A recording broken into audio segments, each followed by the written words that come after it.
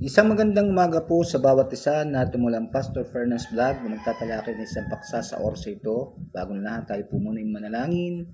Mapagpalang Diyos na mapansalahat, salamat sa araw na ito sapagkat ikaw ang nagbigay sa amin ng pagkakataon para makapag-vlog ulit kami, Panginoon. Salamat Lord dahil hindi po natuloy yung aming gawain o Diyos pagpipintura doon sa office ng Socorro Referee Association. Narito po ang lingkod para po mag-vlog, Panginoon. Maraming salamat, Panginoon. Samahan mo kami sa oras ito. Sa pangalan ni Jesus na yung Panginoon. Amen. Pero siyempre ay shoutout po muna sa ating mga nanood. Ano po? So medyo marami-rami po ito nakita ko. Alfredita Cortez, Samuel Falaria Cesar, Marie Ebora Balsote, Kay De La Cruz, Doris Añonuevo Cusi, John Chris Magno, Des Delgado Reyes, Ricardo Rayos Kalaluan, John Albert Bargola, Gilbert Portem, Judy May, John Lucas, Oli Villapanya, Loida Añonuevo, Feliza Wingan, Jean Rayos, and Flor Evora. So, magpapatuloy na po tayo sa ating tinatalakay. Satanology Part 12 po tayo. At ang tinatalakay po natin ay The Strength of Satan. Po. So, Part 1 po tayo sapagkat mahaba po ito. Tatrakan muna natin yung 8 sa kalakasan ni Satanas. Po. Pero bagong lahat ay kakain muna natin yung yung nakalimutan ko na meron pa palang dapat sabihin pagkatapos ng isang paksa natin. Ano po? At ito po yung paano mananalong Christians sa kay Satanas. Ano po?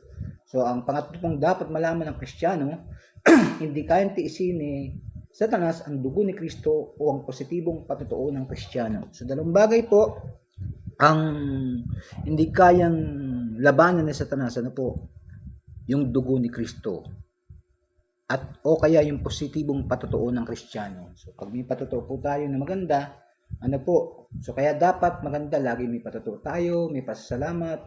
Every time pasalamat ka sa church, natatalo sa Satanas. At alam niyo po ba, ang dugo ni Kristo ay, ako natutuwa kay Wilmington, kasi binigit niya ito, yung dugo ni Kristo. Hindi kayang tiisin ni Satanas to. Kaya minsan kahit sa sa mga deliverance o pagpapala sa mga demonyo, kapag ginamit niyo yung the blood of Jesus, wala na siya magawa. Bagay yung motor mo, pwede mong sabihin, sa pangalan ni Jesus, Lord, cover this motor with your precious blood. Kinakanta rin po yan. Maging mga anak po natin na nasa eskwelahan, ay lagi natin sabihin sa Lord, protect the blood of Jesus. Para sa ganoon, walang kidnap dyan, walang perwisyo dyan. Ano po? So sa ating mga paglakad, lagi nating banggitin yung the blood of Jesus. Kasi ito po yung hindi kayang tanggihan ni Satanas. Po. So kaya nga, lagi narinig yun na na dapat ay ay si God question naman, sabi niya, hindi daw dapat gamit yun. Pero para sa akin, nagustuhan ko kay Wilmington, kasi ang ganda ng kay Wilmington na paliwanag, pwede palang gamitin yung dugo ni Christ, po. Kasi mas effective yun. Bakit po hindi kayang tanggihan? O hindi kayang hindi kayang labanan ni Satanas? Hindi kayang tiisin sa dugo ni Kristo sapagkat yan lang naman pong dugo ni Kristo nagtagumpay sa krus ng Kalbaryo. Kaya every time na binabanggit mo yan, napapasok sa Satanas. Po? Yun. Kaya dapat po, pag alis natin sa bahay, narinig ko kay Brother Jesse dati noon Brother Jess, pastor siya, pero ang patawag sa kanya yung Brother Jess, na lagi niyang binabanggit, by the blood of Jesus, So, minsan, parang akala mo yung hindi magandang bagitin, pero kapag binanggit mo pala yan, effective yan, yung the blood of Jesus, po. So, kasi sabi rito, si Wilmington nagsulat, hindi niya matiis ang dugo ni Kristo. Hindi niya kayang labanan yung dugo ni Kristo na yun. Maging sa dinadaanan natin, itong tahanan pong ito ng Timothy Hall, yung mga bahay ng makapatiran, every prayer meeting, ay ang dinideklara natin lagi yung dugo ni Kristo, koberan, yung tahanan. At itong pinakamaganda, 500-meter protection by the blood of Jesus. Hindi ito kayang labanan ni Satanas. So, lapitin na lang natin yung Exodus, napakaganda rin po. Shout out Lea Lopez Permanejo Magnaye is watching. So, good morning po, God bless. So, siya po ay nanay na brother, estudyante ko, So, akala ko ay noon ay hindi siya nakahabol. Kaya sabi ko, ay late obedience is disobedience. Like ko sinasabi estudyante, at pag nagpasa ka, 70 na, para may grade. Pero nakita ko nakahabol naman, kaya kinuha ko yung papel at chinikan ko ulit. At pali, magaling naman po sila. So, yun lang, may isa po medyo tamad ng konti. Na parang sabi ko, para ikay nakikita ko sa buhay ni Karen ni Pastora Karen, ng aking estudyante yun. Ang talino pero tamad magsulat yung bulletin. Yan. So, marami na siya sabihin, So, yun po, So, kailangan po natin yung blood ni Jesus, Yun. Lalo't ikaw ay Kristiyano na, so pag ginamit mo yung blood ni Jesus, wala magagawa sa Satanas dyan, Hindi kaya hawakan ng Satanas yung pinahiran ng dugo ni Kristo, po. Kaya every time, kung gusto mo, pati yung bahay mo, di ba? Para hindi yung pinsalain ni Satanas, hindi makapasok sa Satanas dyan. Hindi niya kayang tutulan ang dugo ng Panginoon. Baga yung pera natin, So, pwede nating gamitin sa pangalan ni Jesus, by the blood of Jesus, ang perang ito ay proteksyon ng Panginoon po. So, papatuloy po tayo, So, ito lang po yung ating mga nabanggit, So, nalimutan natin itong banggitin doon sa tagumpay ng Kristiyano laban kay Satanas. So, nalimutan po, kaya sinama natin ngayon sa mga pagpipreach na po. So, napakalaga na ating manawaan na yung bisa ng dugo ni Kristo, hindi lamang pagkatapos ng kaligtasan mo, kundi lifetime ito, po. So, kapag ikaw ay binalutan ng dugo ni Kristo, kaya may kanta pong, cover me with your precious blood, po. So, may kantang ganun, So, ibig sabihin, pwede mo siyang gamitin, So, hindi lang po mga Pentecostal ang gumagamit ito, kundi ito'y dapat gamitin ng Kristiyano, po. Ayan. So, ngayon dadako tayo sa lakas ni Satanas. So, wala nang po tatalakay natin, kasi ang haba po nito, po. Kaya baka ito hanggang part 3, po. Ang lakas ni Satanas, the strength of Satan, ito ang ikaapat at pangwakas na prinsipyo na dapat manawaan ng isang tao upang matiyak ang tagumpay, ang malakas na punto ng kanyang kaaway. So, kailangan makita mo yung lakas ni Satanas, po. Yan. Paano ba siya lumalakas? O may mga bagay po na dahilan kung bakit lumalakas sa Satanas kapag ang isang Kristiyano ay ito yung nangyayari. Kasi sa mga hindi Kristiyano, okay lang na wala sila nito, hindi yun ang kalakasan ng Satanas. Ang kalakasan ng Satanas kapag ang isang Kristiyano ay may mga nangyayari sa kanyang buhay, kahinaan sa Satanas yun. Ang sumusunod na listahan ay maaaring tawaging ang 16 na nakamamatay na DS ng Diablo. Yun. DS ng Diablo. Sa English po kasi ito ay DS, So, tingnan natin sa English, So, ano ba ang sinasabi dito? The strength of Satan is the fourth and final principle one must grasp to assure victory. So, para matanggap niya ang katagumpayan, the strong points of his enemies, kailangan malaman niya yung kalakasan ng kanyang kaaway. So, the following list will be called the 16 deadly DS of the devil. O 16 na kamamatay na DS ng Diablo. Number 1, disappointment. So, pag sinabing disappointment sa Tagalog, lalo yung mga nakikinig ngayon, kung kay Katutubo, Aita, kasi nakikita natin na may nanonood ditong Aita, may nanonood din po ditong Katutubong Mangyan sa Occidental, po. So, ang ibig sabihin ng sa Tagalog, disappointment ay pagkabigo, po. Pagkabigo. So, pagka mayroong kabiguan ng isang Kristiyano, tuwan-tuwa sa Satanas dyan, yun yung kanyang kalakasan. Kaya gusto niyang panghinain yun.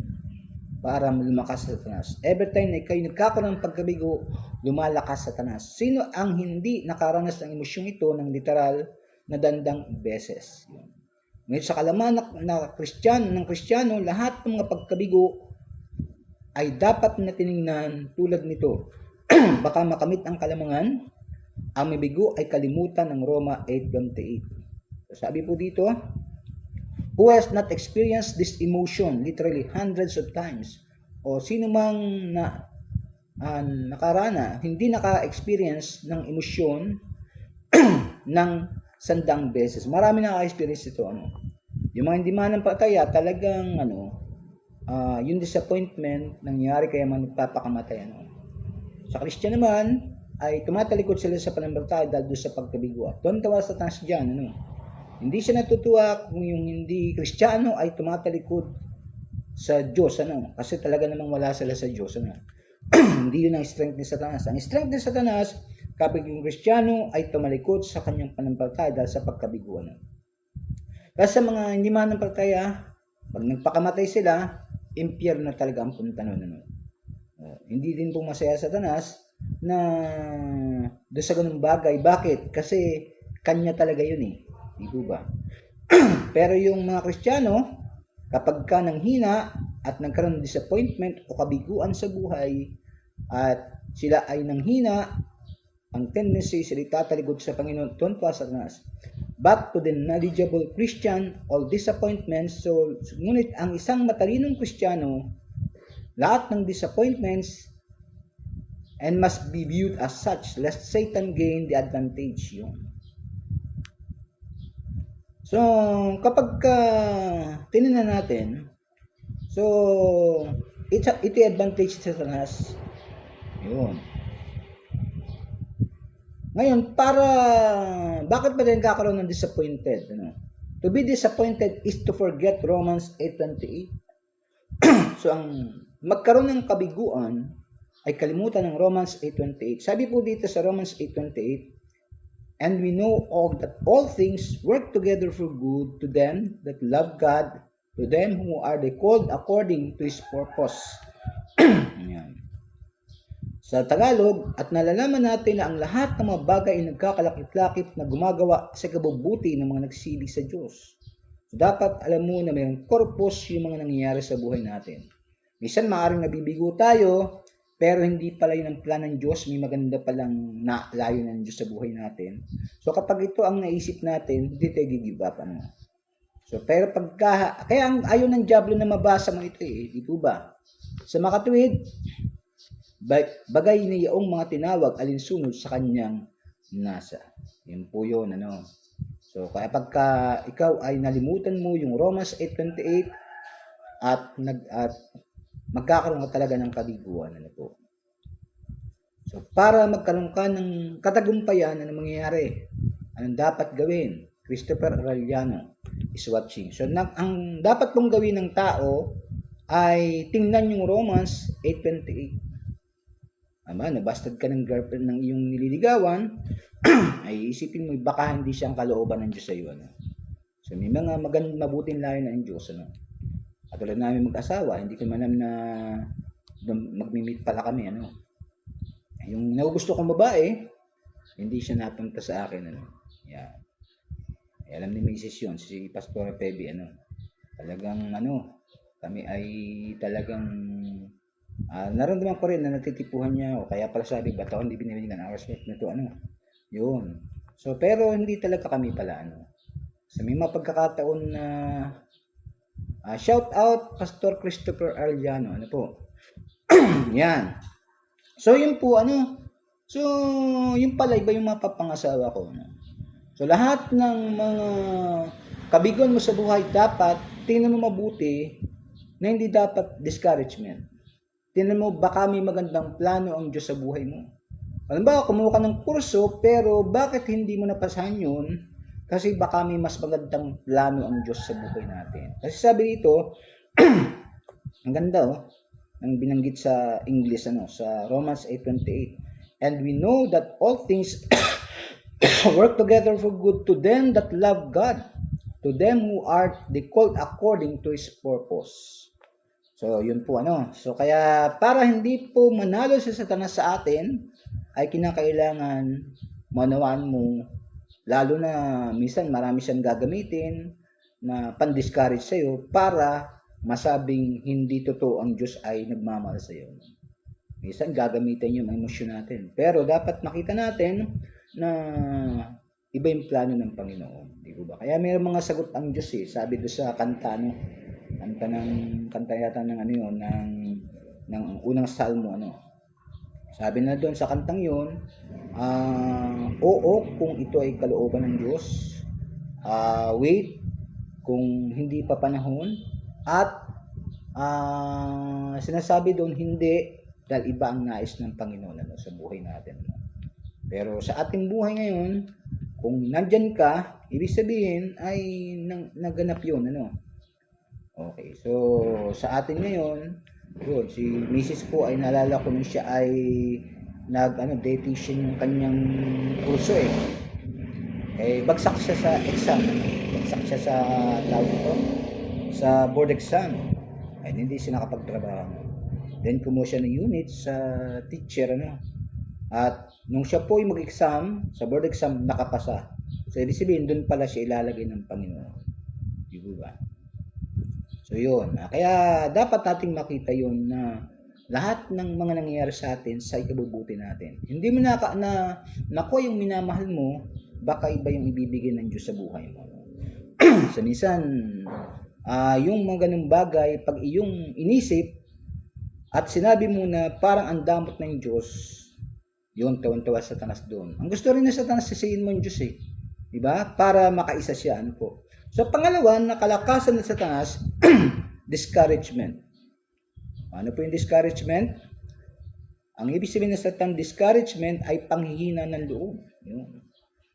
So, discouragement is the second stage of disappointment. Yung pala yung pangalawang hagdan ng disappointment, ng kabiguan. All discouragement is of the devil. So, lahat ng discouragement ay galing sa diablo. Yun.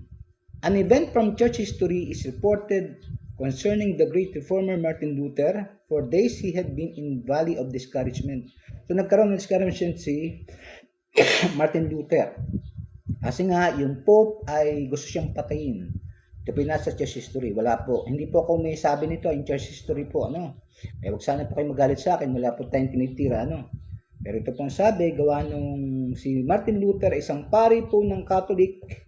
Pero siya po ay nakakilala sa Panginoon. Umalis sa pagkapari. At binanatan niya yung Papa sa Roma na yung 95 thesis. Ano po? Against the doctrine of Catholic Church. So, hindi po kami sabi niya, ayun po sa historian. At dito nagkaroon siya ng discouragement. Kasi nga, bakit po discouragement dito kay Martin Luther? Kasi nga, tinawalag siya. Pangalawa, nagkaroon ng Diet of Worms. Sin Diet of Worms, ito po isang batas na nagsasabing ban si Martin Luther. Pero sa totoo lang, si Martin Luther hindi po na nagiba, ano. Kumpara kay sino ba yung pinaniwalaan ng mga ng Presbyterian, si Calvin, sila po dalawa ay natakot. Si Martin Luther po kinikilalang Doctor of Reformist. Siya po yung founder ng Reformist talaga kasi Cassius Zwingli, tama ang doktrina niya. Iniwan niya si Martin Luther pero hindi niya napanindigan yung kanyang ginawa. So, dito po si Martin Luther, meron siyang discouragement. At sabi niya, some of his friends shunned him. Yan. Sabi po dito, sa loob ng mga araw na siya ay nasa lambak ng panghinaan ng loob, sinusubukan ng Papa na patayin siya. Ang ilan sa kanyang mga kaibigan ay umiwas sa kanya. So, natakot din. Bigla na lang niyang napansin ang kanyang makadiyos na asawa na bumababa sa hagdan, nakasuot ng itim na parang sa umaga. Babae, saan ka pupunta? Tanong niya. Sa libing, asawa, sagot niya. O ngunit sino ang namatay? Sinabi niya, ginawa ng Diyos. Marang sumagot siya. Kasama nito ang dakilang reformador ay sumabog ng may matuwid na pagkagalit. Hindi sapat na sinusubukan ng Papa na patayin siya. Ngunit ngayon ay dapat niyang harapin ang kalapastanganan sa kanyang sariling sambayan. So sabi niya rito, babae, sino nagsabi sa iyo ng ganung bagay? Hiniling niya. Tumitingin sa kanya ng diretso sa mata, tulad ng magawa ng asawa. Sinabi niya, ginawa mo Martin ang paraan ng pag-arte mo noong nakaraang mga linggo. Sigurado kong nalaman mo na patay ng Diyos. So ito yung kumbaga nagkaroon pa rin ng pagtatalo mag-asawa. Sa puntong iyon ay lumuhod si Luther at hiling sa kapad sa Diyos at ng kanyang asawa na patawarin siya dahil sa kanyang panghinaan loob. So kumbaga yung kanyang asawa pala, dahil nakita niya yung panghihinaan loob ni Martin Luther, ay talagang kumbaga i-challenge niya talaga. So kumbaga bakit ka nanghihinaan loob, di ba? Yun, napakatindi Pag ganitong asawa mo ay talagang maganda pong klaseng asawa yan. Para nagkakaroon ka ng pagkasira ng loob kapag kinakalimutan mong unang Samuel chapter 30 verse 6 at unang Samuel, so tingnan natin. Unang Samuel 30 verse 6, and David was greatly distressed, for the people spake of stoning him, because the soul of all the people was grieved, every man for his sons and for his daughters, but David encouraged himself in the Lord his God. At nagdalamhating totoo si David sapagkat pinagsasalita ng bayan na batuin siya. Yung matindi sapagkat ang kalwa ng buong bayan ng pumanglaw. Dito nga ay nangyari kay David ito siya babatuin pala. Bawat tao dahil sa kanya-kanya mga anak na lalaki at babae, si David ay nagpakatibay sa Panginoon niyang Diyos. So ang pangatlo po na strength ni Satanas ay yung kawalan mo ng pag-asa. Yung losing hope. Yun, sa English yan.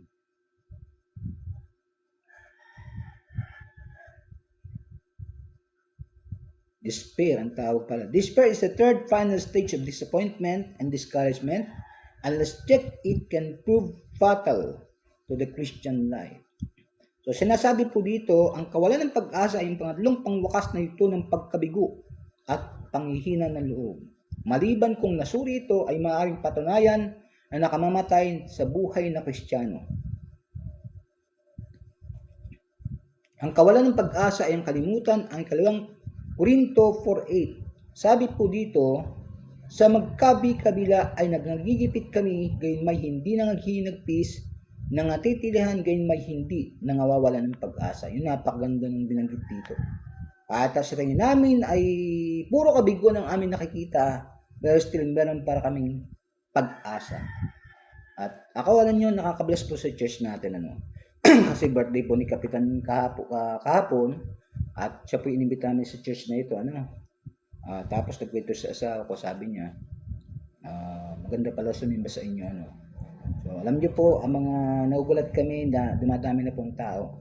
Isang po namin member dito bigla naging konsehal ng barangay po. So talagang, at marami siya na isasama sa church. Halos puno po kami nung linggo. At pag yung kapitan po namin ay sabi niya, isang araw ay masimba din dyan. Kasi napayak siya nung magmensahe si Pastor Kim nung linggo. Kasi anniversary po namin at ang lakas ng presensya ng Diyos. At natutuwa po kami. Kasi yun yung lagi naming sinasabi at maganda yung preaching ni Pastor Kim na linggo. Puro patungkol sa pag-asa. Nalay ka magtiwala sa Diyos, di ba? Na anumang hilingin mo sa Panginoon ay mangyayari. So kaya sila ay napapaiyak po sa message ng Panginoon. Talos puno po kami dito So isang araw, sabi nga po, kaya nga po sa aking post, pinost ko yung So ang pagdami ng member sa church ay hindi dahil sa lakas mo. Hindi dahil sa ito ay sa kapangyarihan ng Panginoon. Kasi pag yan ay dahil sa lakas mo, magyayabang ka Di ba? So ito yung nakita ko dati na sabi namin, dahil kumunti na kami, niliglig tayo rin simbahan, yung mga kabataan ang dapat inaasahan namin, na nangako sa Diyos, na wala kumunti kami. Pero still, nandun pa rin yung revelation ng Lord na dahil ito'y simbahan ni Kristo, isang araw magbubumo dito. At unti-unti namin nakakamta na ngayon yan. So yun, kaya nakakatuwa po. So yun yung kinakailangan, lalo sa mga pastor natin. Kailangan ikaw ay hindi nawawalan ng pag-asa kasi ikaw lang yung dapat makitaan ng membro na hindi mawalan ng pag-asa. Palagi ang preaching natin ay pagkakaroon lagi ng pag-asa, bigyan natin ng pag-asa yung mga member, ano po. Kaya na tutuwa po sila sa Panginoon, ano po. Pang-apat na strength ni Satanas, pag-alinlangan. Yun. Tinatawag nating doubt. Yun, napakatindi ng doubt. Satan used the deadly D for the first time in the Garden of Eden. Yun. He began his attack upon Eve by doubting the word of God. So ito pinang-atake niya. So sa buhay nating mga Kristiyano, ano po, Kristiyano sasabihin natin dito dahil hindi natin sinasabi ang mga religion, kundi yung Kristiyano yung nasa Panginoon, na minsan gagamitin ng diablo yung mga pangyayari para pag-alilangan ng mga salita ng Diyos. Katulad ito, ginamit ni Satanas na ang nakamatay na di sa kanang pagkakataon sa Hardin ng Eden. Sinimulan niya ang pag-atake kay Eva sa pamagitan ng pagdududa sa salita ng Diyos. O tingnan natin yung Genesis 3:1. Sabi rito, ang ahas nga ay lalong tusok kaysa alinman sa mga hayop sa parang nalikha ng Panginoong Diyos. At sinabi niya sa babae, tunay bang sinabi ng Diyos? Okay, ito mo, tinanong paano? Alam niyo, ang isa nakita kung bakit, ito tuloy kong basa, bago ko talakayin ito. Huwag kayong kakain sa alinmang punong kahoy sa halamanan. Sabi, tunay bang sinabi ng Diyos? Huwag kayong kakain sa alinmang punong kahoy sa halamanan. So nakita ko po dito, pag pinag-aralan mo talaga, wala sa tabi niya si Adan. Ang talagang utos ng Diyos ay kay Adan binigay. Ang problema ka, hindi niya tinuro kay Eva. Ano ibig sabihin natin? Maganda po kung ikipastor, ang yung mapapangasawa ay may puso din sa gawain ng Panginoon para siya din mag-preach po. So ngayon, ito nangyayari, So dahil wala si Adan sa tabi ni Eva, hindi niya nisalta ng Panginoon, kaya dinagdagan niya. Minsan, sinisisi natin si Eva. Diba? Pero hindi natin alam na walang alam sa doktrina si Eva. Bakit siya tinira ni Satanas? Kasi alam niya, wala sa kanyang doktrina eh. Ganun din po sa ating mga membro, yung mahinang membro mo at mahinang pundasyon sa pananampalataya ang unang titirahin. Di ba? Kaya pag-alinlangan ng salita ng Diyos. Di ba? Lalo pag dumating na sa problema yan, tapos walang narinig salita ng Panginoon, wala narinig pag-asa, anong mangyayari? Tataligot sa pananampalataya yan. Di ba? Ano sagot ni Eva? Hindi naman sinabi sa amin. Ang dinagdagan pa na Eva, huwag hihipuin. Wala naman sinabing ganun. Sabi ng Diyos, huwag niyong kakainin. Pero sabi ngayon, ang sabi ni Diyos, mamamatay kayo. Pero sabi ni Satanas, ay hindi kayo mamamatay. Anong sagot ni Eva? Oo nga, Kasi ginawa niya sinungaling ang Diyos, so si Eva naman naniwala. Minsan, sa buhay nating mga mananampalataya, kapag wala ka alam salita ng Panginoon, madadaya ka ni Satanas. Ang pagdududa ay kalimutan ang unang Timoteo 2:8. Yun. Sabi po dito, ibig ko nga ang mga tao ay magsipanalangin sa bawat dako na iunat ang mga kamay na banal na walang galit at ipagtalo. Yun po yung sabi dito. Yun. Ang palima po, hindi paniniwala. Yun. Hindi paniniwala. Po? So, sabi po dito, ito pala ang tawag dito ay disbelief. So, hindi paniniwala.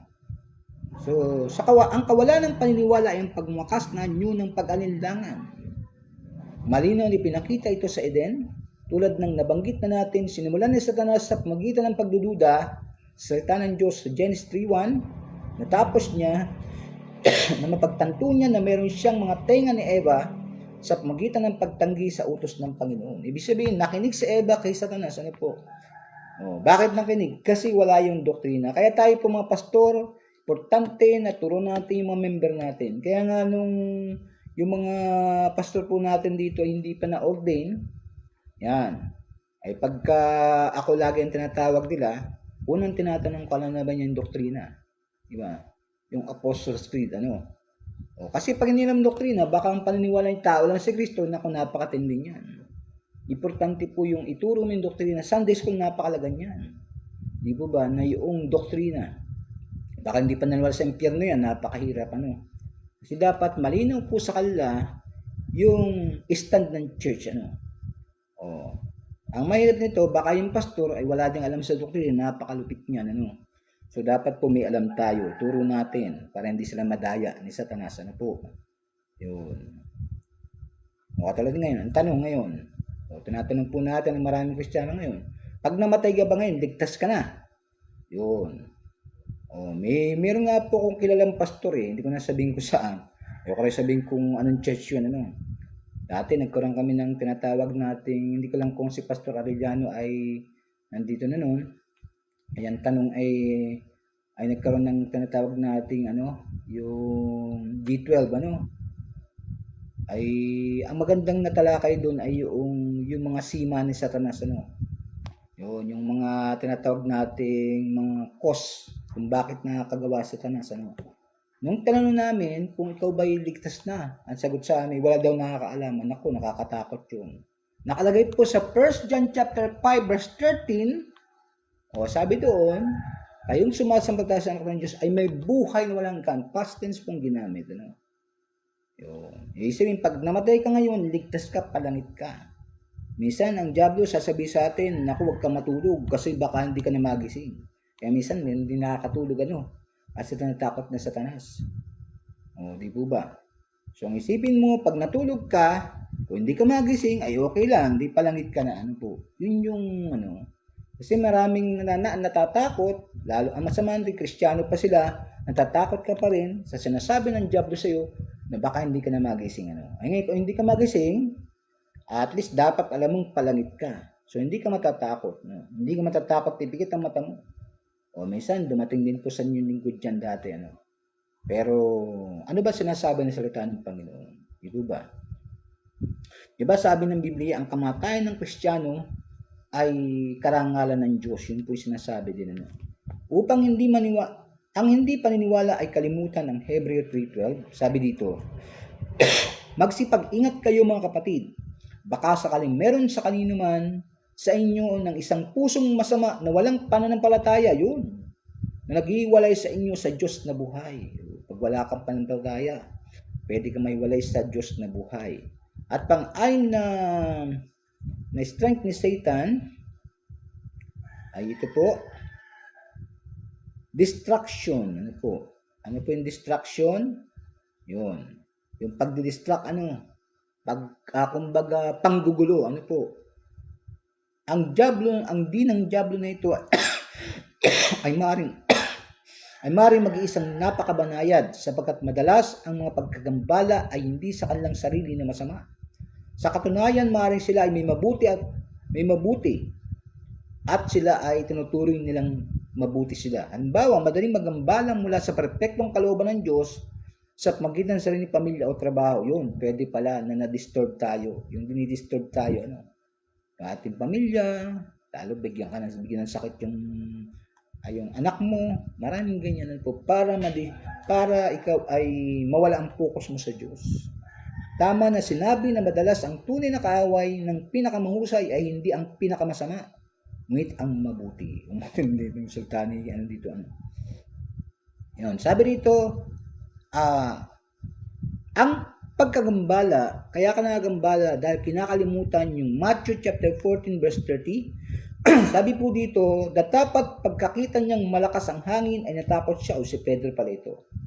Ibig sabihin, si Pedro, nung sabi niya kay Jesus, Panginoon, gusto ko po lumakad. Diba? Gusto ko lumakad. Sabi ni Jesus, sige, halika. Lumakad na si Pedro, nakalakad siya, nung kalagitnaan, na-distract siya ng hangin, ng alon. Diba? So, hindi siya nakarating sa Panginoon. Minsan, marami na tayong tagumpay, pero yung distraction, napakatindi niya. At alam nyo, katulad ito ng takbuhin. Isa nakita ko noon yung sa siklista, binuhusan ng tubig, hindi pa rin siya natinag. At nanalo naman po yun. So, maganda yung gano'n. Kahit anong gawin sa'yo, hindi ka madidistract. Dapat nandun yung focus mo. Maraming distraction ang kamaranasan at itigawa ng diablo. Kita nyo, sabi dito, dapat pagkakita niyang malakas ang hangin ay natakot siya at nang siya'y malulubog ay sumigaw na nagsasabi, Panginoon, iligtas mo ako. Alam nyo na sinabi nga ng panghalika, nakita ni Jesus yung kanyang pananampalataya. Sige, Pedro, halika. Yan. Gusto ko tayong makasama. Halika dito. Yun. Anong siya ay nakatuon sa Panginoon. Kaya sabi ng Hebreo, diba, chapter 12, verse 2, Fix your eyes upon Jesus, the author and the finisher of your faith. Ibig sabihin, para makarating ka kay Jesus, tingnan mo pa rin siya. Huwag ka titingin sa kabila para makarating ka. Diba? Focus ka kay Jesus. At ang number 7 na tatalakay natin ay double-mindedness, pabago-bagong pag-iisip. Yun, napakatindi niya, no? So, ito yung strength din ni Satanas. So, pagka ang isang Kristiyano ay pagbabago-bago ng pag-iisip, natutuwa sa Satanas dyan, no? Kasi alam niya, walang matatanggap ang tao sa Panginoon.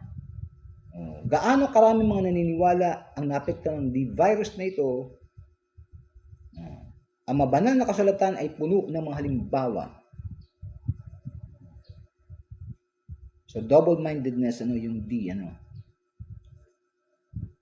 Isa lang alang, ngunit iilan, sabi sa Matthew 14:30, datapag pagkakita niyang malakas ang, hindi pala yun, How many believers have been affected by this D virus? The scriptures are replete with examples. Yun.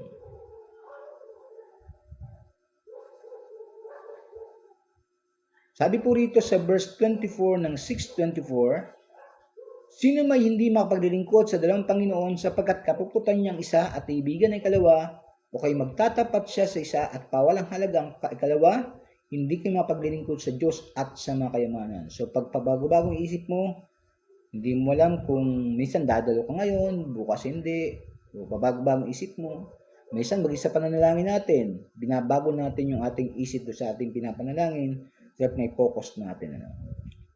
Sa verse 14 sabi dito, upang tayo wag na maging mga bata pa na nagpapahapay dito at doon at nalala sa magkabi-kabila ng lahat ng hangin ng aral. So King James ang ginamit sa pamamagitan ng daya ng mga tao sa katusuhan ayon sa mga lalang ng kamalian.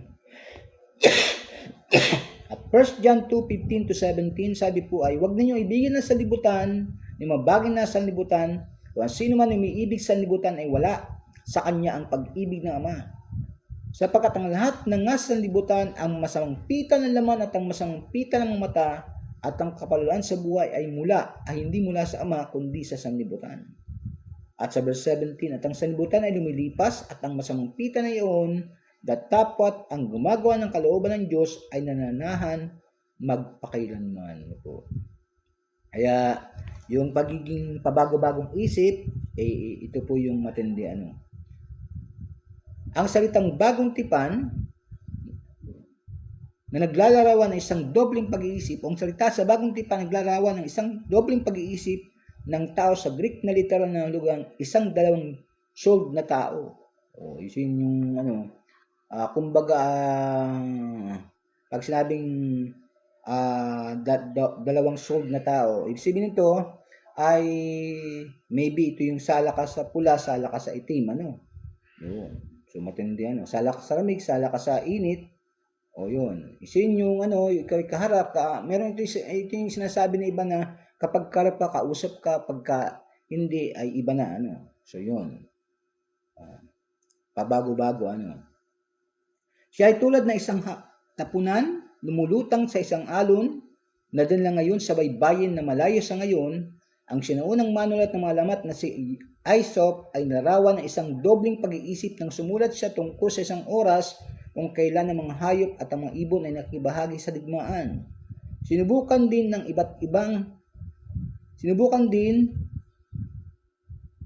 ang kabilang sa mga parehong partido kapag ang mga ibon ay nagtagumpay, siya ay pakpak sa paligid na sabihin sa lahat na siya ay isang ibon. Kapag ang hayop ay nanalo sa isang away, lalakad siya ng pagtiyak sa lahat na siya ay isang hayop. Yun. Ibig sabihin ay kapag nanalo siya doon sa labanan, pwede niya sabihin yung bagay na yun. Ngunit sa lalong madaling panahon, ang kanyang pagkakunwari ay natuklasan ng parehong mga hayop at mga ibon. Ibig sabihin, hindi niya may tatago yun. Kailangan niyang itago ang kanyang sarili at ngayon maaari siyang lumitaw ng bukas lamang sa gabi. Ang isang mas modernong kwento ay dumating sa atin mula sa isang American Civil War tungkol sa isang neutral na tagamasid na nagtatangkang makatakas sa paglilibot matapos na hindi sinasadyang natrap sa isang galit na labanan. Inaasahan nagpatuloy sa neutral. Nilagay niya ang isang pares ng pantalon ng Confederate at isang Amerikanang Yankee at pinatay ang lupain na walang tao na agad na mabaril ng kabilang panig. Parehong pantalon at Amerikana ay literal nakasakay sa mga bala. Matindi ano. Ang maging dobleng pag-iisip ay kalimutan ng Santiago. Yung parang ibig sabihin ng pabagong isip. Double-mindedness. Sa Santiago 1:8, ang taong may dalawang akala ay walang tiyaga sa lahat ng kanyang mga paglakad. Santiago 4:8, magsilapit kayo sa Diyos at siya lalapit sa inyo. Maglinis kayo ng inyong mga kamay, kayong mga makasalanan, at dalisayin ninyo ang inyong mga puso, kayong may mga dalawang akala. Verse 8, pangwalo, At ito po yung pinakahuli, pagpapatuloy na sunod, kasi medyo mahaba po ito, at saka medyo pagod na rin po tayo. Kawalang katapatan. Yun. Ang paraan ni Satanas, yun yung matindi, yung kawalang katapatan. Sa English po, ang nakalagay po ay, nakalagay sa English din yun.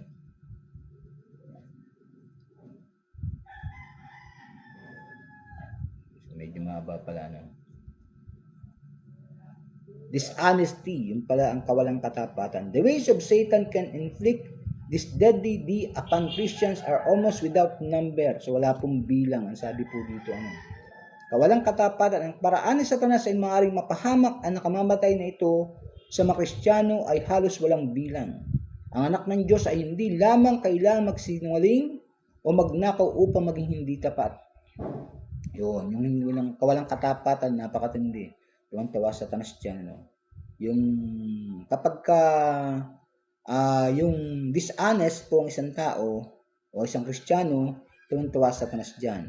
Ang mas mababa kaysa sa dapat nating maging mga pastor, magulang o manggagawa ay upang lukuhin ang ating mga tao at mga anak at sa gayon ay maging hindi tapat. Yun. So mag-isip this na pag-aralan po namin to. Kung ano ang sinasabi mo sa bata, dapat ay pangatawanan mo yun. Kasi pag hindi, ay hindi ka paniniwalaan. Yun. Tinataya na higit sa $1.5 bilyong bawat taon ay tinaas ang mga maling manggagamot ng pananampalataya na hindi maaaring gawin ng kanilang inangkin at mga liberal nagsasalita na hindi naniniwala sa nasabi nila. Upang maging hindi tapat ay kalimutan ang 2 Korinto 4:2. Sabi po dito, bagkus tinanggihan namin ang mga kahiyahiyang bagay na natatago na hindi kami nagsisilakad sa katusuhan, nagsisigamit man na may daya ng mga salita ng Diyos, kundi sa pagpapayag ng katotohanan ay pinagtatagubilin ang aming sarili sa bawat budhi ng mga tao sa harapan ng Diyos. So, tingnan natin muna yung mga 8 D na kalakasan ni Satanas. So, pero unahin natin yung ating binanggit kanina, yung about the blood of Jesus. Yung blood of Jesus ito ay isang napakalakas na tools para si Satanas ay hindi makatake over sa atin. So, ano naman yung kalakasan ng Satanas? Walo po ito. Number 1, disappointment. So, ang sunod ay discouragement. Ang pangatlo po ay despair. At ang pang-apat ay doubt. Ang panlima ay disbelief o hindi paniniwala. At ang sunod po ay distraction. At ang pang-7 ay double-mindedness. At ang pang-8 po ay ang tinatawag nating sa New Testament pala word which describes a double-mindedness man. Greek literally means a two-souled man. Yun pala ibig sabihin na So, talakay natin kanina yan. Pang-8 po, dishonesty. Yung pagiging hindi tapat ay isa sa tools ni Satanas para siya maging malakas. Para matalo si Satanas, kailangan wala sa atin ito. So, ang tanong, kailangan bang walang-wala na ito? Hindi naman natin sinabing perfect tayo na ito'y wala na. Kumbaga, dapat matalo natin ito. So, tayo-tao pa rin po tayo. Pero ang pinakamalaga sa lahat na magawa natin ay yung ating mga pag-aalinlangan ay labanan natin sa pagkikasalita ng Diyos. Nararamdaman po na minsan dumating sa ating buhay yung pag-aalinlangan, yung pagdadalawang isip. Pero dapat po, tingnan natin sa salita ng Diyos para sa ganun, hindi makatake over si Satanas sa buhay po natin. Mahal po tayo ng Panginoon at ito po ang mensahe ng Diyos ngayon sa oras na ito.